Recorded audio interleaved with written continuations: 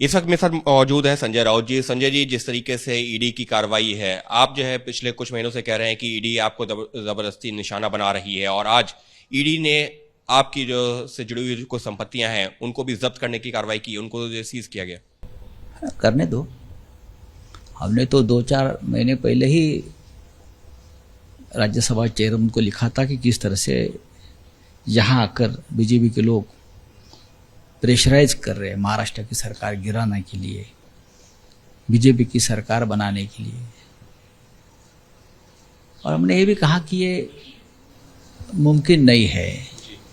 एक सरकार बन रही है, एक व्यवस्था चल रही है, तो ये सरकार नहीं गिरेगी। जब हमने ये कहा तो हमको बताया गया कि तो आपको सेंट्रल एजेंसी के चक्रव्यूह में फंसाया जाएगा, ऐसे इंफॉर्मेशन दे हम, और ये प्रोसेस चल रहा है। मतलब चलने दो, क्या करोगे? ज़्यादा से ज़्यादा में जेल में डालोगे, या हरेंद्र पंड्या जैसे हम सुबह वॉक को जाते हैं तो गोली मार देंगे।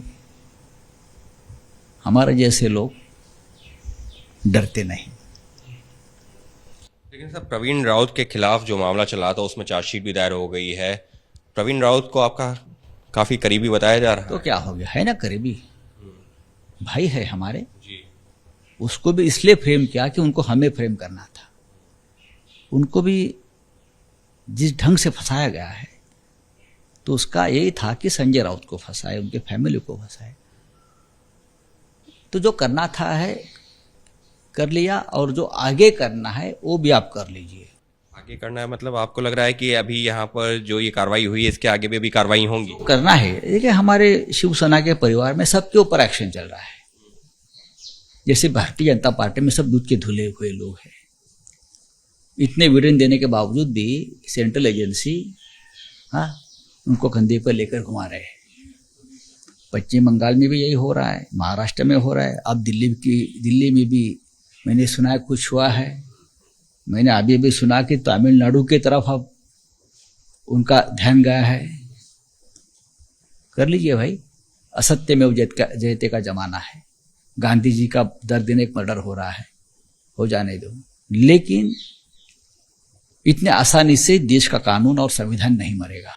आप कह रहे हैं कि विपक्षी जो जहां सरकारें हैं या विपक्षी पार्टियां हैं उनके ऊपर ये खास तौर पर कार्रवाई हो रही है। आप तो जो सालों तक साथ में रहे हैं, तो क्या हो गया? यही तो उनकी वेदना है,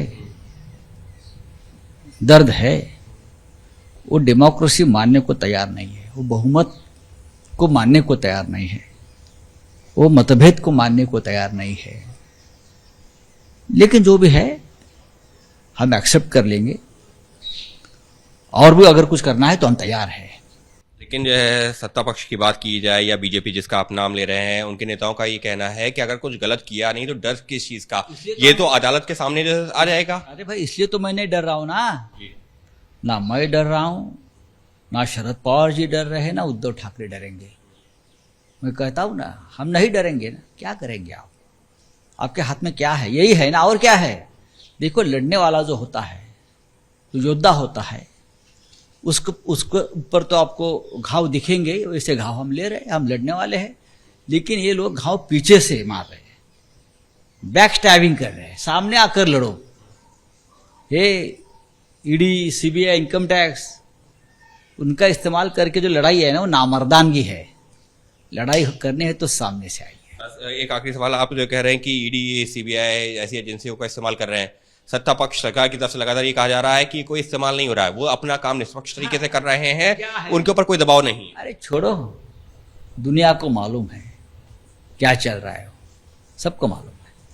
तो ये है शिवसेना के सांसद संजय राउत, जिनका ये कहना है कि ये सबको पता है कि क्या चल रहा है, सरकारी एजेंसियों का इस्तेमाल करके दबाव बनाने की कोशिश है, लेकिन झुकने वाले नहीं है, टूटने वाले नहीं है और लड़ने के लिए पूरी तरह से तैयार है। सहयोगी कैमरा पर्सन हेमंत सूद के साथ अंकित गुप्ता, एबीपी न्यूज, दिल्ली।